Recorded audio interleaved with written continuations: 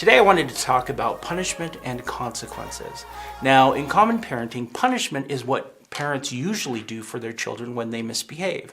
Punishment is defined by giving them some type of consequence that is negative. For example, if a child doesn't take out the garbage, for example, then they're given a punishment of being grounded, okay? Or they may be told that they can't go and hang out with their friends.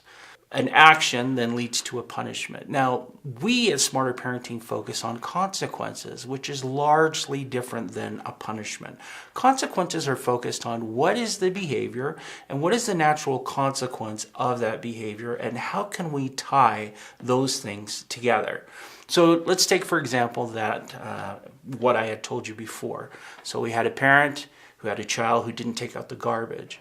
Instead of grounding the child, the parent would consider a consequence as something connected with the behavior and say, well, for the next week, you will have to take out the garbage every day.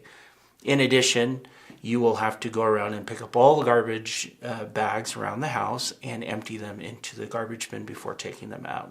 So that's a natural consequence, or that's a consequence to that behavior, rather than giving them a punishment that's not related. Now, let me tell you why that's important. The difference between giving out a punishment and a consequence is that a punishment is focused on the negative parts of the behavior and actually may create a rift between the parent and the child. A consequence, however, is focused on addressing the behavior, teaching the child what happens if they don't follow through with the behavior, and focuses on a parent-child connection with why the behavior didn't work in the first place or why that needs to be corrected. So a vast difference between the two, punishment and consequences. Now, you can find more information on punishment and consequences on the Smarter Parenting website.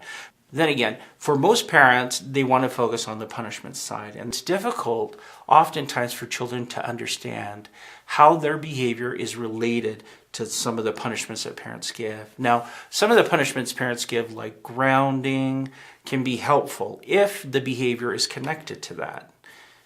At Smarter Parenting, we are focused on connecting any type of behavior with a consequence, both negative and positive, but in this case, we're talking about correcting. So a consequence that is correcting a behavior should always focus on what is the behavior.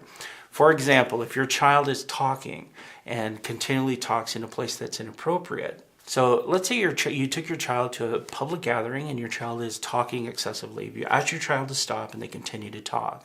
Okay, a consequence that you can give that child would be telling them that they can no longer come with you to those type of events. Okay, so that's a consequence if the child wants to be there.